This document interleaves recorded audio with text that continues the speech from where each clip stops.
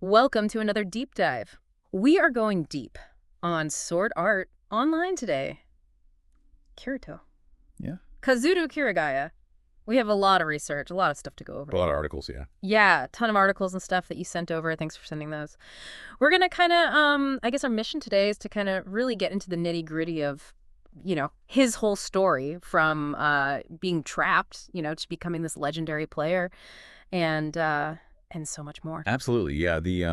I think the material you provided really kind of paints this picture of, from zero to hero in this virtual world, starting with, this VRM or RPG, Right. where it's not just a game, it's life or death. Right, and I think that's a good starting point to just get right into it. Like the core foundation, like where it all begins. We're talking 2022, Sword Art Online launches, 10,000 players jump in, thinking they're just going to have this awesome VR experience. Right. And then boom, the creator, Akihiko Kayaba, is like, nope, you're stuck here. If you die here, you die for real. It's just like instant pressure. Right out of the gate. Yeah, and I think that really kind of sets the tone for like how the players are going to view the game, how they're going to interact with each other, how they're going to view, reality versus this virtual reality. Totally. And so out of that comes our main guy, Kazuto Kirigaya.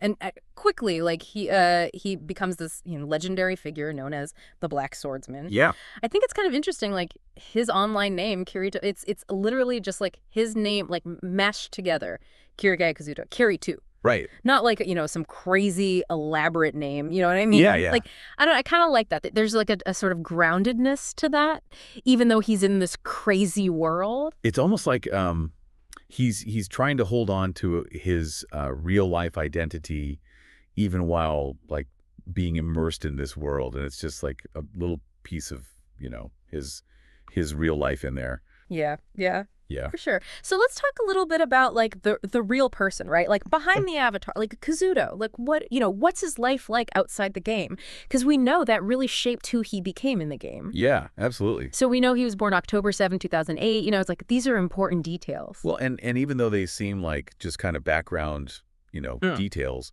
I think it's important to remember these characters have like a real world foundation. Yeah. These are things that happen. For sure. Yeah. Well, and it's like really crazy, like his early life, like at 1 year old, his biological parents died. It's pretty sad. And then he's adopted by his aunt and uncle. Wow. And then 10 years old, finds out that he's adopted. And his adoptive sister, Sukuha, is actually his biological cousin. So it's like this whole crazy family, situation. It's layered and complex, right? And you think about like that kind of loss and family dynamic, it's no wonder that he maybe retreated to online gaming. Yeah. Where it's a little bit more simple. Totally. And it wasn't just that, though, right? Like from a very young age, this dude's super into technology. Right. Like his aunt worked at a computer systems magazine, so I guess that's kind of like what sparked that interest. Makes sense, yeah. But I mean, he's so good at it that in elementary school, he builds a functional computer from spare parts. I mean, come on. I mean, that's not just like dabbling. That's like knowing how computers work. Right.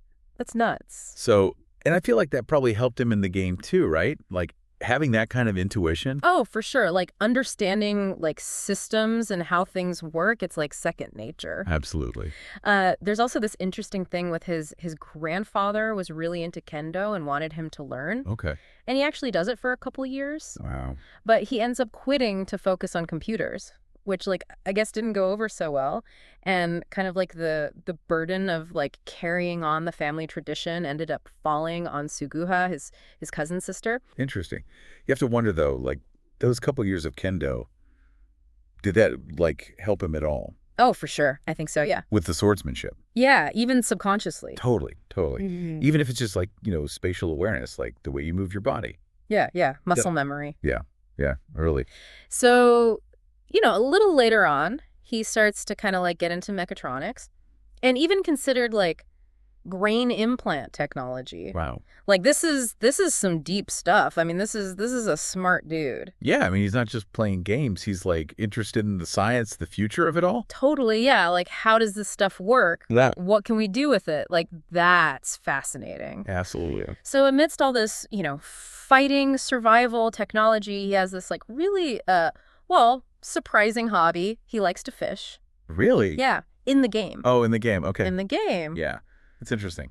It's kind of like, I guess everyone needs their downtime. I mean, it makes sense. If the rest of the game is life or death, you got to find, like, a place to chill out, you know? Right, right. And then there's this like really interesting detail that I came across.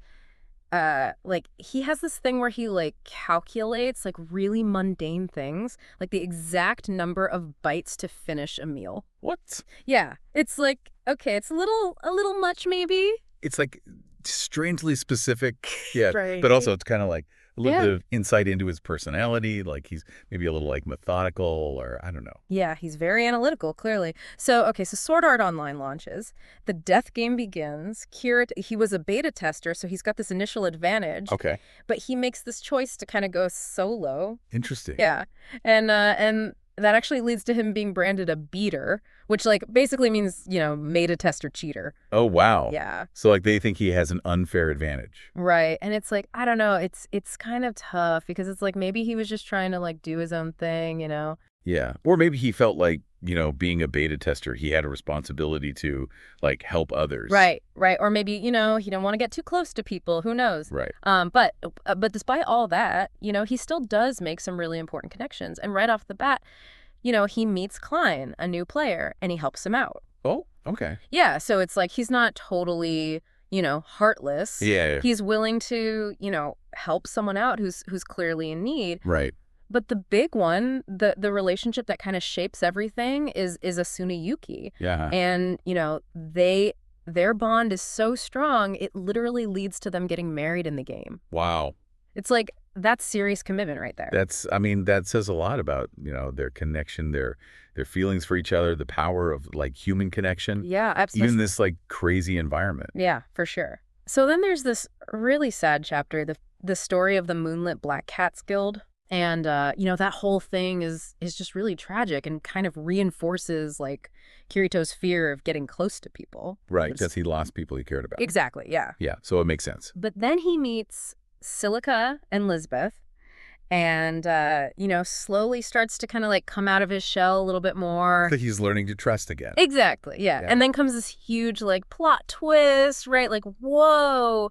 Turns out Akiku Kakaba, the creator of the game, is secretly Heathcliff, the leader of the Knights of the Blood Oath. No way. I know, right? It's nuts. It's like, who can you trust? Right. And the guy who created this whole mess is, like, right there with him. Right. So we get to this huge battle on the 75th floor. Okay. And Kirito, he gets hit like really bad, like it seems like it's over. But then through this crazy act of willpower and Asuna's sacrifice, he manages to defeat Kayaba. Wow. It's like super intense. And finally, after 2 years, the remaining players are freed. So they actually get out. They get out, yeah. But like so many people lost their lives, it's really bittersweet. Right. You can't forget the cost. Yeah, for sure. So the story doesn't end there, right? Like he goes on to ALfheim Online to try to rescue Asuna, who's still stuck. Oh, wow. And this time he's got this Spriggan avatar. Like they look really cool. Dark clothes, black spiky hair. Okay. And they can fly. Oh, that's cool. Yeah. It's a whole different vibe. So it's like he's moving on, but he's still carrying all of that with him. Yeah, he's definitely changed. So family stuff gets real in ALO. Like his cousin Suguha, who remember is Lifa in the game, she becomes like a major ally. Cool. Yeah. Wow. And of course Yui, their AI daughter, is still with them. Wow. It was pretty sweet. And they all kind of like work through their issues and get closer. It's actually pretty heartwarming. So it's like the game is like bringing them together in real life. Yeah, in a way. It's pretty wild. And then, oh man, then we've got Gale Online, GGO. And this one, he gets pulled into this whole investigation about these deaths that are like somehow connected to the game. Whoa. Yeah, it's a first-person shooter game, by the way. Oh, wow. So totally different. Totally different. Like guns, bullets, the whole 9 yards. And his avatar, like totally different. Oh, really? Yeah, it's slender. Okay. Androgynous. People actually think it's a girl. Wow. What a change. I know, right? Long, dark hair. But he keeps the dark coat. Like, that's his thing. I guess some things never change. Right. So he teams up with Scion, this amazing sniper. Okay. And they have to go up against this guy called Death Gun. Death Gun. That's an intense name. I know, right? And get this, Death Gun is actually a survivor from that creepy Laughing Coffin Guild in SAO. So, like, past trauma's coming back. Oh, man. It's intense. And the crazy thing is, he's fighting in a gun-centric world, but he's still using a sword. A sword, really? A photon sword, yeah. Huh? And he's like deflecting bullets with it. What? How is that even possible? I don't know, but it's awesome. That's so cool. So then there's the Underworld. The Underworld. Yeah. And this is like next level VR. We're talking about the Soul Translator, the STL. Okay. And time, like, moves differently in this world, like way faster. Really? Yeah.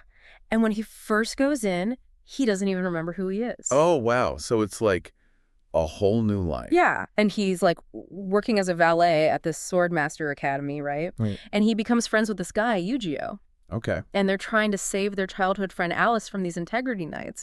It's a whole other story, you know? Sounds intense. Oh, it is. And then there's this thing called incarnation. Incarnation. Yeah, it's like this ability to like control reality in the game just by like willpower. That's wild. I know. Yeah. It's like he's reached this whole other level. So it's like his mind is literally shaping the game. Exactly. And it comes after like so much personal growth and like tragedy too, like losing Yujiro is part of that. That's heavy. Yeah. So let's get into like his skills and weapons, right? Like, because he's known for that. Okay. So SAO, he's like, you know, master of the one-handed sword, but he's got this unique skill, the dual blades, and like he's got these super powerful attacks like Starburst Stream and the Eclipse, and of course we got to talk about the swords. Yeah. Elucidator, the black one. Classic. Yeah, and Dark Repulsor, the green one. Oh, yeah. Like they're iconic. Yeah. And those, I feel like, are really tied to like his identity as the Black Swordsman. Like that's his style. Oh, totally. Yeah. And then in ALO, you know, he keeps the one-handed sword skills. Okay. But now he's got the Spriggan Flight. Yeah. And he's got magic, like Spell Blast and Skill Connect. He even like briefly wields Excalibur. No way. Yeah. Like the legendary sword. The legendary sword. So he can like adapt to any style. He can, yeah. He can use anything. Yeah, he's pretty versatile, but like swords are like his thing. Yeah. So Gigio, like we said, guns everywhere, but he still uses a sword. Still with the sword. It's called the Kejimitsu G4. It's a photon sword. Okay. And like he can deflect bullets with it. It's crazy. That's insane. It's like this bullet deflect skill. Wow. Yeah. And he also uses a pistol, like an FN-57. Okay, so he's not opposed to guns. No, he's not afraid to use whatever he needs to. Right. And then in the Underworld, he's got the Night Sky Sword, which is like super cool. Okay. But like the big thing here is incarnation. It's like object modification, life force transfer, creating sword skills. It's like his mind is the weapon. Yeah. It's like he's not limited by like the rules of the game anymore. It's like he's bending them to his will. Right. And that's like kind of, you know, the culmination of like everything he's been through, all the growth, the pain, the loss. It's powerful. So Kirito's personality, like on the surface, he's quiet, reserved, like a little stoic. Okay. But underneath, he's really complex, like very empathetic. And, you know, those early hardships, I think they really like pushed him towards being like more solitary. But they also like instilled this strong sense of responsibility. I mean, it makes sense. If you've gone through tough stuff, Yeah. you're going to be a little more guarded, right? Right. But it also like makes you want to protect people. Totally. Yeah. So for all his skills in the game, he can be pretty awkward, like socially. Really? Yeah. Especially early on. It's like, you know, not a lot of real world experience. Right. But it's also kind of endearing, you know? It makes him human. Right. Like relatable. Totally, yeah. But when it comes to like his people, Asuna, Yui, his loyalty is absolute. Like he's fiercely protective. That's so important. Well, yeah. He's got their back no matter what. And he's not, you know, all doom and gloom. Like he's got a dorky side. Oh, really? Yeah. He likes to think in game mechanics. And he's got this like kind of playful teasing side too. Oh, that's cute. But yeah, the trauma of SAO, it's always there. Like it's part of who he is. You can't just erase that. No. So his motivations, they change a lot over time. Like at first it's all about survival, right, in SAO. Then it's about protecting his friends, Asuna especially. Okay. But later, especially in the Underworld, it becomes more about like responsibility, like to the virtual world itself. Wow. And to the AI. That's interesting. Yeah, and he becomes really interested in like the potential of this full dive technology. Like, what can we do with this? Like the ethical implications, the future of it all. Yeah. Right. So, okay, let's go back to Kirito, the name. Or, like, it's just his name, right? Kirigaya Kazuto. It's not flashy. Right, It's not trying to be cool. Yeah. I kind of appreciate that. It's almost like he's saying, this is me. I'm not trying to be someone else. Totally. Yeah. And his SAO avatar, it's basically him. Like, black hair, dark clothes, you know, the Black Swordsman look. And he starts with a great sword, which I always thought was kind of interesting. Yeah, you don't see that too often. No.